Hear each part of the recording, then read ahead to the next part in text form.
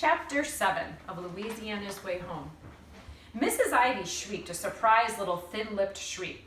The crossword puzzle lady stood up out of the chair. She said, "Heavens!" The crossword puzzle book fell from her hands and landed on the floor. "Help me," said Granny to Mrs. Ivy. "We're all booked today," said Mrs. Ivy, but she didn't sound very certain when she said it.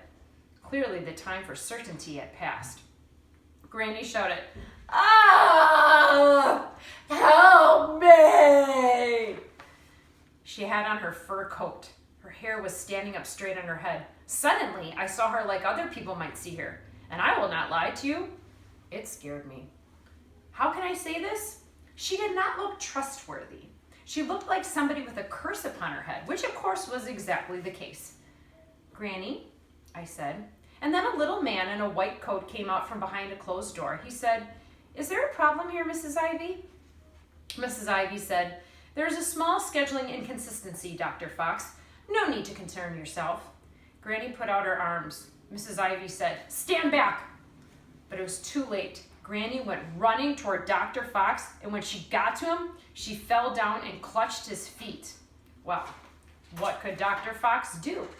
He took her into his office. Mrs. Ivy was not pleased. She had been outwitted in the battle of the wills. She sat down at her desk. Her lips got so thin that they disappeared entirely. It turned out that Granny did not have one bad tooth. They were all bad. That is what Dr. Fox came out and told me. He stood in front of me in his white coat, adjusted his tiny glasses, and said, "I'm afraid that the infection was profound and systemic." I looked at him, and he thought that he did not resemble a fox at all. He looked more like a mouse. His nose, in particular, was very tiny and mouse-like. It twitched in a nervous way when he spoke. "Profound," said Dr. Fox again. "Systemic." "Oh my goodness," I said. I bent over. It was suddenly hard for me to breathe. I have very swampy lungs, and in times of distress, they often fail me. Carol Ann took hold of my hand and squeezed it. I squeezed back. Carol Ann was the medium difficulty crossword puzzle lady, and we had become good friends while Dr. Fox was busy pulling out each and every one of Granny's teeth. Carol Ann was a retired librarian, and we had talked for some time about our favorite books. She was very familiar with the story of Pinocchio, and even knew that the cricket was killed with a mallet in the beginning of the book. Carol Ann was going to visit her grandchildren after her husband's teeth got cleaned. She was taking her grandchildren some chocolate chip cookies, which, when she found out how very hungry I was, she was happy to go out to her car and retrieve and share with me. The cookies were in a red Christmas tin with a green wreath on it. There were little spots of raised up white on the tin that were supposed to represent a joyous snowfall. In addition to the chocolate chips, there were walnuts in the cookies, and that was a surprise. Walnuts are not my favorite nut, but they are a good nut nonetheless. I had eaten 5 walnut and chocolate chip cookies. The Christmas tin was still in my lap. I looked down at it after Dr. Fox delivered his dental news to me. I ran my fingers over the raised spots of snow. I stared at the wreath. It was a very cheery-looking tin, but to tell the truth, it did not cheer me up very much to consider it. My situation was growing ever more dire. "She will, of course, need to recuperate," said Dr. Fox. "Antibiotics, painkillers, and bed rest. It is quite a shock when all the teeth are removed at once." I took a deep breath. I looked up at Dr. Fox. "All of them?" I said. "There's really, truly not a tooth left in her head? Who would Granny be without her teeth?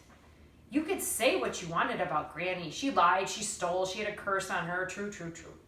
But she was, at the very least, the kind of person who smiled a lot. She used her teeth a great deal." "Yes," said Dr. Fox, "I thought it best to prepare you." "It'll be all right," said Carol Ann. She squeezed my hand again. I wanted to believe her. I stared at Dr. Fox, the dental mouse. I looked him in the eye. I said, "Thank you very much for attending to my Granny." I noticed there was a spot of blood on Dr. Fox's white coat. It was just one little drop, and it looked like something out of a fairy tale, like a pinprick on Sleeping Beauty's finger. It made me want to cry. But then I saw Mrs. Ivy sitting at her desk looking disapproving, and I thought, well, I will not give her the satisfaction. And I did not. And then there was the matter of the bill. That was what Mrs. Ivy said. There is the matter of the bill. Dr. Fox's services are not free. I said, I did not expect them to be. You may mail the bill to us. And on the spot, I made up a person and an address. I said, you may send the bill to my grandfather. He pays all our bills. His name is William Sunder. He is at 1211 Blue Ferry Lane, Lister, Florida. My granny and I are just passing through. We are on vacation. It was deeply satisfying to lie to Mrs. Ivy. However, the satisfaction did not last long because Granny emerged from the back room. In addition to being toothless, she looked stunned, as if somebody had hit her over the head with something very heavy. I followed behind Granny as she staggered out the door into the parking lot. I said, Granny, Dr. Fox says that you need to recuperate. I am perfectly capable of driving as I demonstrated earlier today. You can recuperate in the back seat, and I will drive. Granny turned and faced me and held out her hand. She said, give me the keys, Louisiana. Her voice was strange, muffled, and uncertain, and toothless. She didn't sound like herself at all. It was alarming.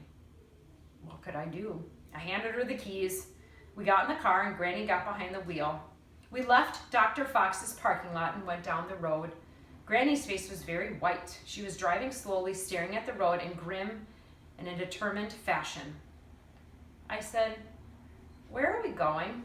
Do not bother me with all these questions, Louisiana, she said in her new disturbing voice. Well, to me, where are we going did not seem like a small question. It seemed like the biggest question of all. But then I remembered that I was angry with Granny. I remembered that I was not speaking to her, and I decided that in addition to not speaking to her, I would never ask Granny a question again. We drove until we got to a motel called the Good Night Sleep Tight. It was a small motel with a big sign that featured a giant neon candle and neon letters spelling out, Good Night, Sleep Tight. There was a painted sign in the window of the motel office that said, a good night's sleep is a good thing indeed.